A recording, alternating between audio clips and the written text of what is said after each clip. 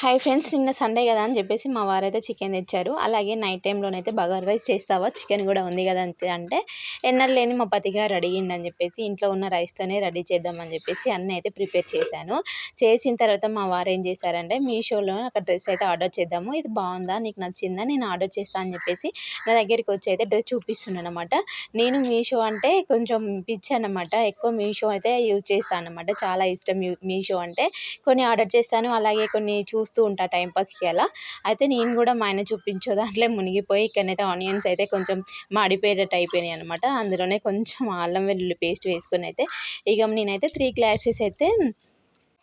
Glasses అయితే water అయితే add చేస్తున్నాను. ఇక్కడ 2 గ్లాస్కి రైస్ అనమాట. 2 గ్లాస్కి 3 గ్లాసెస్ వాటర్ వేస్తే మనకు రైస్ అనేది మంచిగా కుక్ అయిపోతుంది అనమాట. బాస్మతి రైస్ అయినా కూడా ఈ విధంగానే వేసుకోవచ్చు.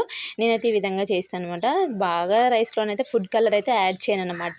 మీరు యాడ్ చేస్తారా లేదా కామెంట్ చేయండి. మనం పెద్ద పెద్ద ఫంక్షన్స్లోకి అయితే ఖచ్చితంగా ఫుడ్ కలర్ ఉంటేనే కొంచెం చూడడానికి బాగుంటుంది కదా. నేను ఇంట్లో చేసినప్పుడు ఎప్పుడైనా సరే ఫుడ్ కలర్ అయితే యాడ్ చేయను.